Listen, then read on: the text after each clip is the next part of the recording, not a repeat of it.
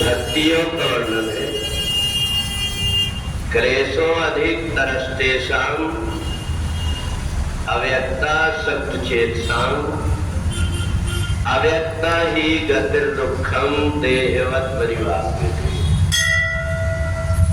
भगवान कहते हैं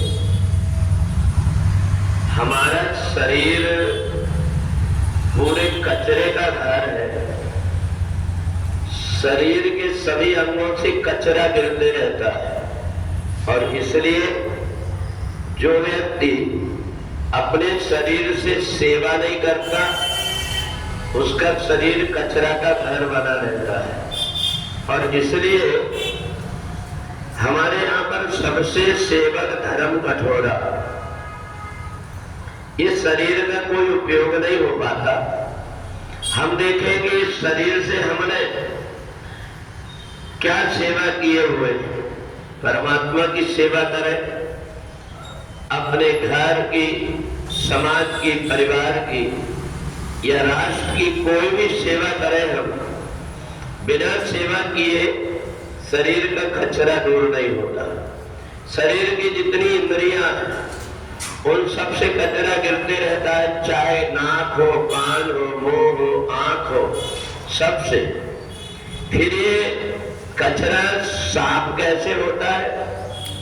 तो कहा जो व्यक्ति सेवा की तरफ ध्यान नहीं देता है, अपने शरीर के द्वारा जो सेवा नहीं करता, वो कितना भी परमात्मा की भक्ति करे उस कचरे के घर में परमात्मा आते ही नहीं। इसलिए जितने भी अपने महाराज के संत हुए, चाहे जनाबाई हो, मुक्ताबाई हो, गोरा कुम्हार हो या नामदेव हो, तुकाराम हो, ये सब अपने शरीर से सेवा करके और पवित्र कर लेते थे, तब जाकर के परमात्मा उनके हृदय में आकर के बैठता है। बहुत से ऐसे व्यक्ति हैं जो अपने शरीर को इतना बचा बचा करके रखते हैं कि हमें कोई सेवा न करना पड़े। जब वो कचरा का घर लेकर के मरते हैं तो उनको नरक आदि में जाकर के सुअर बन करके और फिर बाहर का कचरा साफ करना पड़ता है।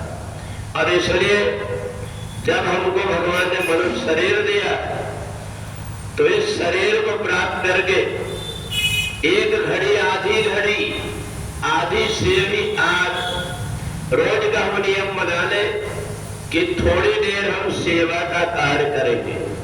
यदि हमने ऐसा बना लिया तो जैसे अपने घर में कोई व्यक्ति जब बहुत दिन तक के झाड़ू नहीं लगा पाता, कहीं बाहर रहता है, तो घर में आकर के देखता है मकड़ी के जाले पड़े, सब चूहों ने कतर करके मिट्टी बगरा दिया, जहां तहां गर्दा पड़ा हुआ है।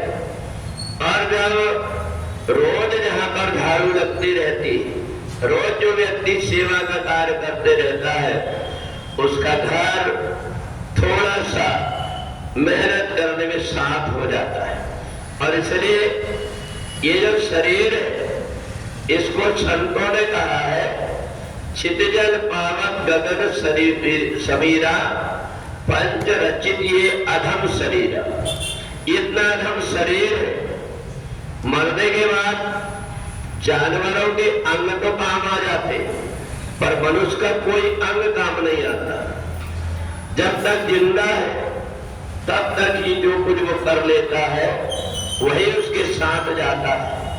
और इसलिए क्लेशों अधिक तरस्तेषां, हम शरीर में कष्ट ना हो इसका ध्यान रख करके अगर काम करते हुए तो एक कचरा इकट्ठे होते रहता है। और यदि हम सेवा कार्य करने लगे तो हमारी आदत भी बन जाती। बिना सेवा किए हमें चैन नहीं पड़ता। बहुत से व्यक्ति ये सोचते हैं काम करने वाले तो है, हमें काम करने की क्या जरूरत, परंतु उनको ये नहीं पता कि जो कर रहा है उसको तो मिल रहा है और जो नहीं कर रहा है वो तो कचरा का घर इकट्ठा करके रखा है। तो इसलिए भक्ति योग में हम देखे हमारे संतों ने, संत गुरु नानक देव ने और जितने भी संत हुए हैं यही कहा है कि ये शरीर रहते हुए जो इस शरीर को सेवा कार्य में लगा देता है, उसके हृदय के अंदर परमात्मा विराजमान होता है। बोलिए वृंदावन बिहारी लाल की जय।